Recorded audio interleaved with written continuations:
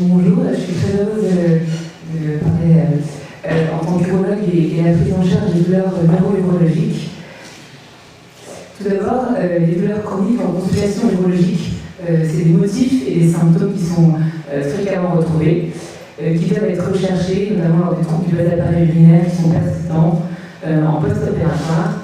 Il faut savoir que ça met en difficulté l'urologue qui se sent un peu seul face à ça, mais qui doit prendre en charge ces douleurs en équipe.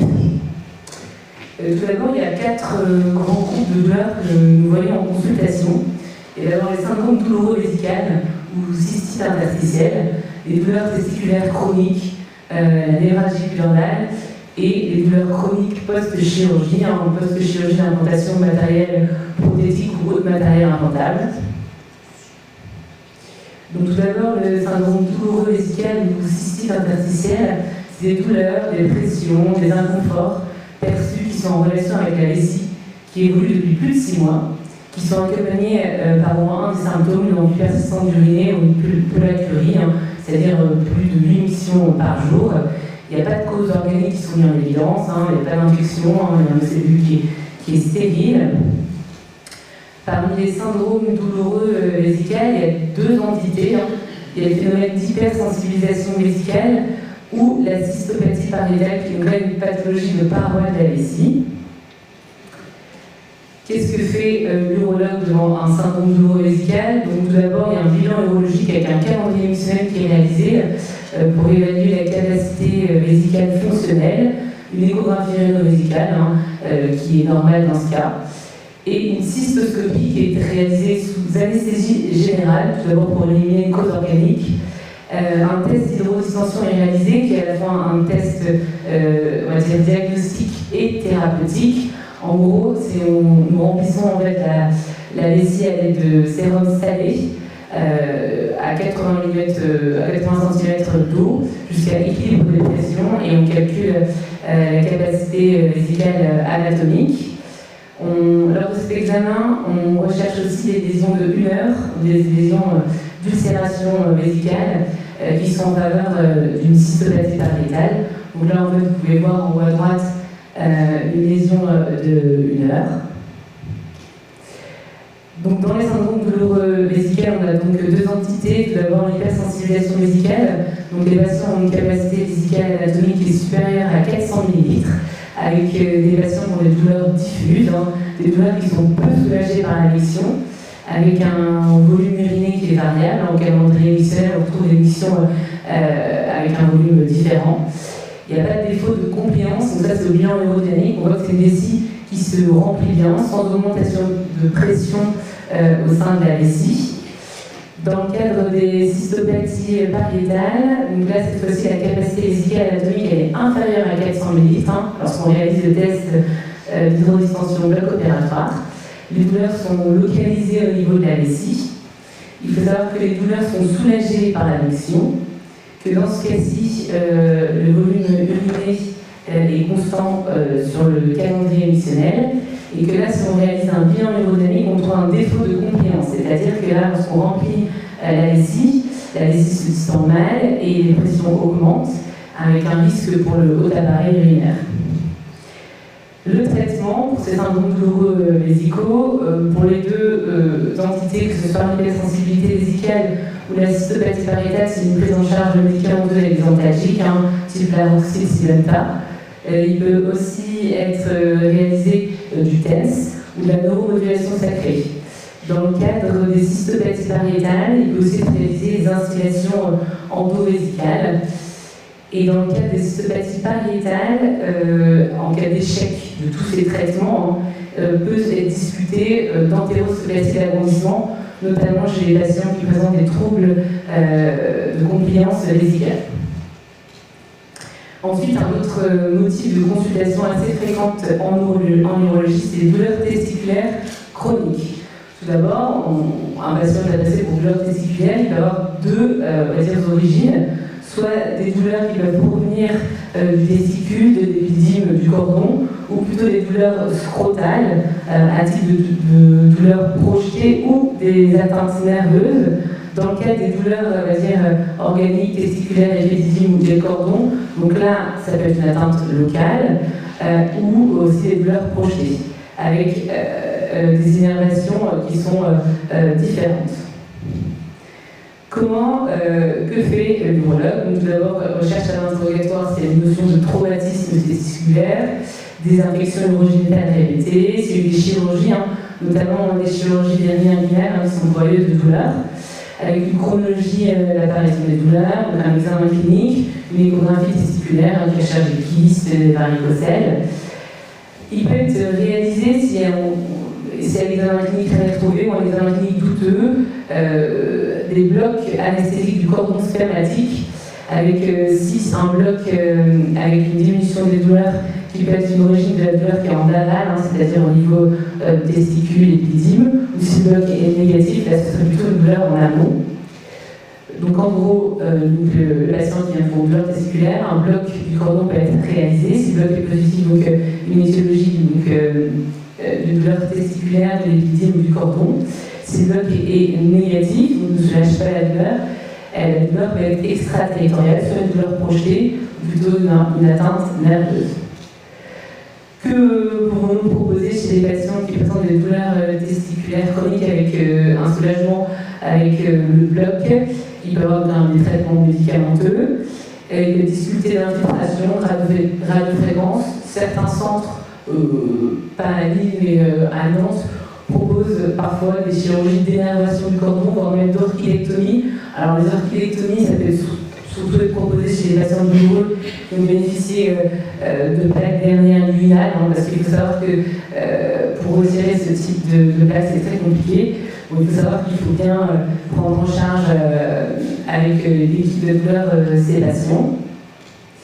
Ensuite, chez les patients qui n'ont pas répondu au bloc, il est important de chercher des douleurs projetées. Il faut bien analyser les cicatrices, notamment les cicatrices au niveau du rachis lombaire, les cicatrices au niveau des abords lombaires, inguinales, les phalangies. Il peut y avoir des lésions nerveuses ilo-inguinales, hypogastriques ou génitofémorales.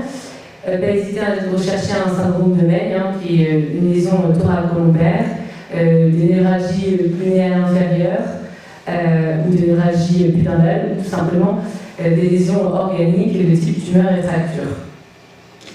Donc la névralgie pudendale, je pense que vous connaissez tous, elle répond à 5 critères qui sont les critères de Nantes, avec des douleurs au niveau du territoire du nerf pudendal, comme vous pouvez le voir ici, des douleurs qui sont non déficitaires, qui sont positionnelles, qui sont des douleurs qui sont majorées en position assise, des douleurs qui ne réveillent pas la nuit et qui répondent à une infiltration pudendale.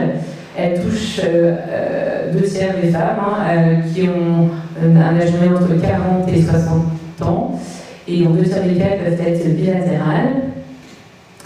Donc là, c'est une prise en charge aussi multidisciplinaire. Des traitements de première intention peuvent être mis en place avec des traitements de douleurs neuropathiques, du TENS, la kinésithérapie, des hypnothérapies ou des traitements topiques. Si échec de ces traitements, peut se discuter des chirurgies de libération du nerf pudendal avec des chirurgies de libération du canal d'Adcock.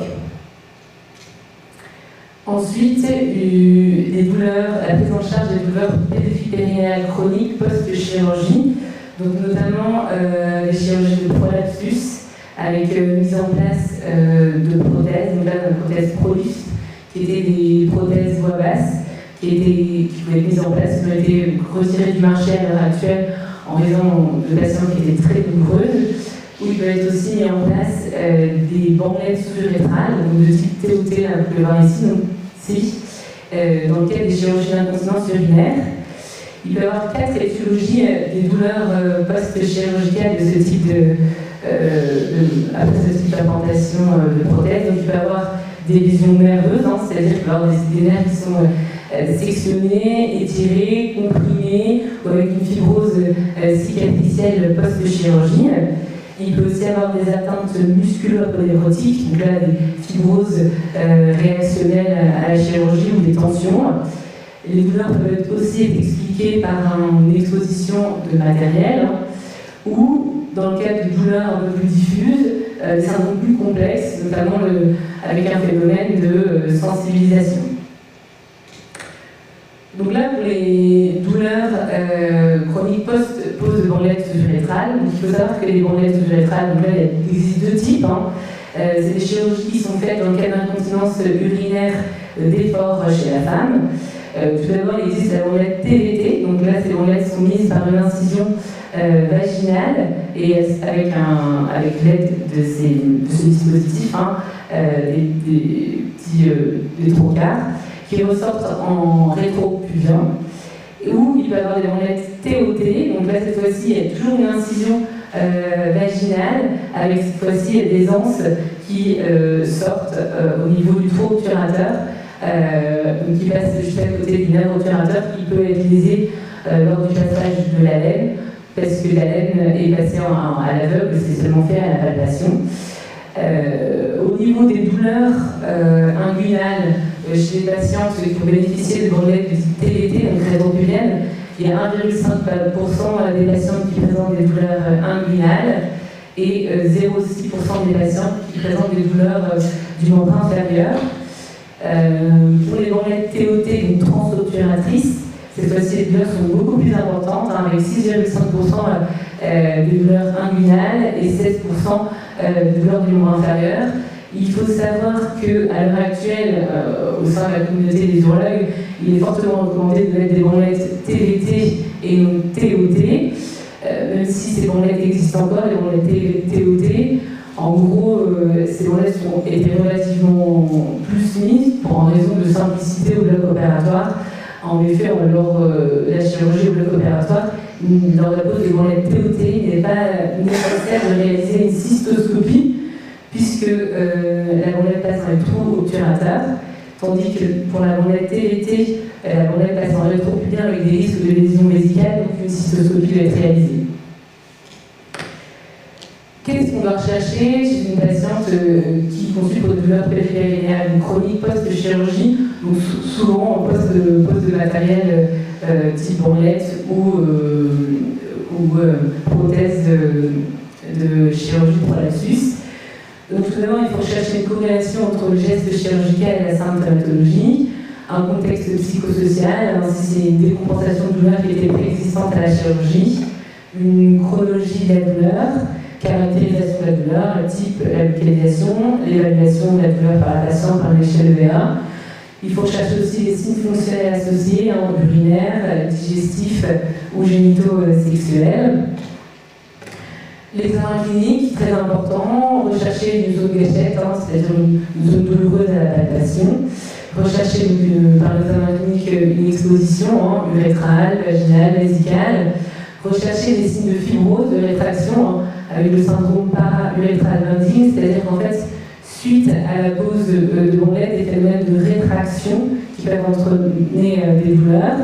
Bon, la chronologie est un douleur important. Il peut être réalisé un examen neurologique à la recherche d'allodynie, d'hyperalgésie, d'hypoesthésie ou de déficit sensitif et rarement de déficit moteur. Et un examen myofacial avec un examen des muscles de releveur de l'anus. On peut aussi rechercher un examen du muscle obturateur interne, notamment chez les patients qui ont bénéficié de la pose de bandelettes TOT.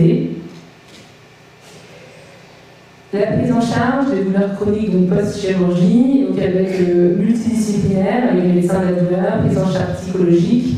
Ils peuvent être initiés par l'urologue, les antalgiques avec des médicaments pour les douleurs neuropathiques, type Lamoxil, le Neurontin. Puis après, on peut se discuter de traitements anti-hyperalgésants type kétamine ou des infiltrations locales. Il faut savoir que si un traitement chirurgical est décidé, comme l'ablation, la section de la bandette ou une libération nerveuse en cas d'atteinte, une prise en charge de la douleur est d'abord nécessaire avant une prise en charge chirurgicale, notamment avec le phénomène de sensibilisation centrale.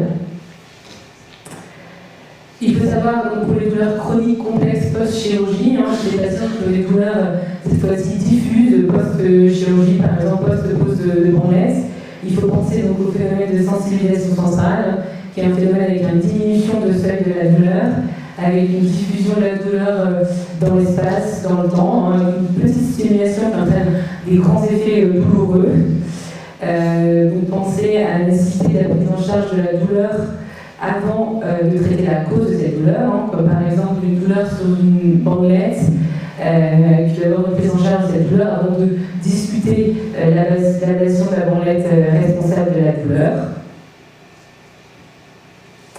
Conclusion pour la prise en charge de la douleur, notamment post-chirurgicale, chronique. C'est une prise en charge qui peut être multidisciplinaire avec les médecins neurologues. Il existe à l'heure actuelle au CHUB une consultation commune uro-algologique.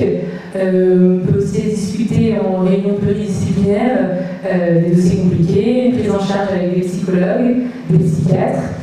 Qu'est-ce qui est important, c'est aussi reconnaître en préopératoire les patients à risque de douleur, connaître les chirurgies à risque, notamment les chirurgies prothétiques, bandelette et prolapsus, bien expliquer aux patients les bénéfices et les risques des chirurgies. Et ce qui est important aussi, c'est bien adapter les traitements antalgiques en préopératoire, péropératoire et post-opératoire, et bien connaître le phénomène de sensibilisation centrale, notamment nous par le chirurgologue, qui est un phénomène qui est peu connu.